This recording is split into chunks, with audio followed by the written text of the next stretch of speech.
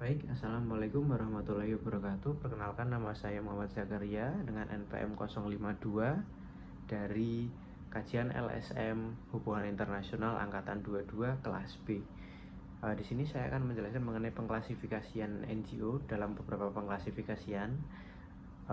Untuk yang pertama, yakni ada Development NGO, yakni yang berfokus pada pembangunan sosial, ekonomi, dan lingkungan masyarakat secara berkelanjutan. Saya mengambil Action Aid yang didirikan oleh Cecil Jackson Cole pada tahun 1972 dan berbasis di London. Tujuannya menciptakan dunia tanpa kemiskinan, ketidakadilan, dan memastikan individu dapat menikmati hak hidupnya. Di Indonesia sendiri, Action Aid juga memiliki cabang, yakni Yapika. Programnya yakni yang pertama itu #sekolah aman yang menghidupkan literasi di NTT, itu dengan mendirikan posko ataupun tenda baca literasi untuk anak-anak pemuda di sana. Untuk yang kedua itu juga kerjasama dengan artis Reza Rahardian sebagai dutanya untuk mendapatkan influence serta dukungan yang lebih besar, karena Reza Rahardian merupakan artis yang cukup besar di Indonesia. Lalu yang ketiga itu #desasehat untuk memberantas kasus stunting dari balita. Untuk yang kedua itu ada mobilization NGO yang berfokus pada pendidikan dan mobilisasi isu yang sering diusung seperti HAM, isu perempuan, dan lain sebagainya. Saya mengambil contoh NGO yakni AFAS yang didirikan pada tahun 2007 dan berfokus pada isu perubahan iklim, hak asasi manusia, korupsi, dan kemiskinan. AFAS sendiri ini memiliki program yang berupa kampanye tapi lebih ke arah online atau melalui jejaring media sosial. Kampanye-kampanye online ini diusung dalam petisi, video, dan lain sebagainya. Kampanye ini juga meliputi berbagai isu, yakni yang pertama isu perubahan iklim dengan isu emisi karbon, energi terbarukan. Lalu yang kedua adalah hak asasi manusia seperti isu minoritas, pengungsi, dan lain sebagainya. Yang ketiga anti korupsi, dan yang terakhir isu perlindungan lingkungan. Lalu yang ketiga itu ada Grassroots Development NGO yang berfokus pada pembangunan daripada advokasi, yang dimana saya mengambil NGO Heifer International yang didirikan pada tahun 1944 dan berkantor pusat di Amerika Serikat. Fokus Heifer International ini dengan menciptakan kemandirian ekonomi melalui pertanian dan perkebunan. Programnya ini yang pertama itu adalah distribusi hewan untuk diberdayakan, yakni seperti sapi, kambing, domba, unggas, dan lain sebagainya. Lalu yang kedua pelatihan pertanian dengan melalui praktik pertanian dan manajemen untuk meningkatkan pendapatan serta produktivitas masyarakat. Lalu Heifer International ini juga mengadakan pelatihan pemberdayaan hewan ternak dan pemberdayaan pertanian juga kepada perempuan untuk menyelaraskan serta menyetarakan perempuan dengan laki-laki. Lalu Heifer International ini juga didanai oleh USAID untuk mendukung petani kecil dan petani di daerah yang rentan perubahan iklim. Untuk yang keempat itu ada Grassroots Mobilization, di mana NGO ini berupaya melindungi ruang gerak dan isu kebijakan yang menjadi wilayah perhatiannya. Untuk yang ini saya mengambil NGO Global Alliance of Waste Pickers yang didirikan 2008 di Kolombia. Ini program dan fokusnya berfokus pada pemberdayaan pemulung. Lalu juga pemberdayaan pemulung mengenai manajemen pengolahan limbah dan NGO ini juga terlibat dalam forum UNFCCC dan mendiskusikan mengenai pemulung dalam menghadapi krisis iklim. Lalu untuk yang kelima itu ada empowerment at grassroots, dan fokusnya pada usaha peningkatan kesadaran dan pemberdayaan masyarakat akan hak-haknya. Saya mengambil contoh BRAK, didirikan pada tahun 1972 di Bangladesh dengan fokusnya pengentasan kemiskinan dan pemberdayaan masyarakat. Programnya yakni mikrofinansial, memberikan akses layanan keuangan bagi individu maupun kelompok, bagi yang ingin memulai usaha, dan lain sebagainya.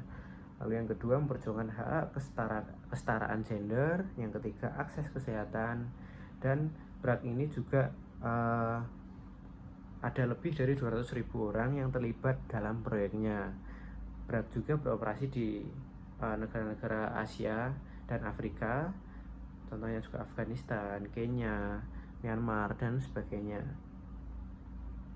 Lalu yang keenam itu ada pola autonomus, LSM yang dapat bekerja secara mandiri dan tidak dianggap ancaman oleh pemerintah. Saya mengambil contoh Amnesty International yang didirikan pada tahun 1961 oleh pengacara Inggris Peter Benenson yang berfokus pada promosi dan perlindungan hak asasi manusia. Ini programnya yakni penelitian dan publikasi, yang dimana melakukan penelitian pelanggaran HAM dan menerbitkannya untuk dibaca demi meningkatkan kesadaran masyarakat agar lebih aware mengenai hak asasi manusia. Lalu yang kedua, advokasi kebijakan tingkat lokal, nasional, dan internasional yang mendukung hak asasi manusia atau untuk mendukung hak asasi manusia. Yang ketiga itu mobilisasi publik, mengorganisir protes masyarakat, demo, dan lain sebagainya. Lalu membuat petisi online juga, dan kampanye.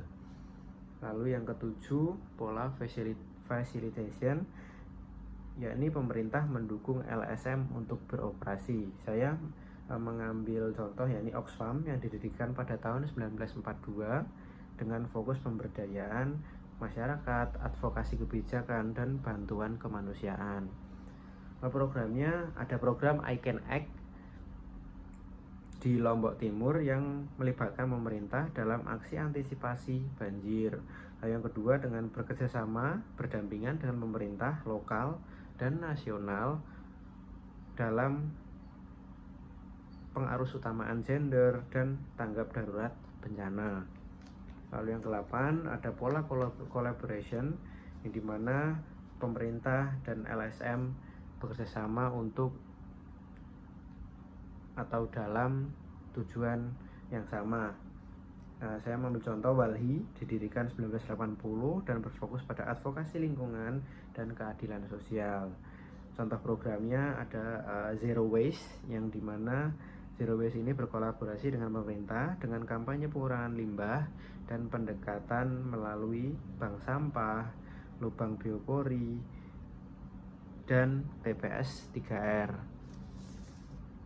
Lalu untuk yang ke-9 ada pola co-optation, di mana pemerintah mengarahkan kegiatan LSM dan terkadang juga melakukan kontrol aktif terhadap kegiatan LSM tersebut.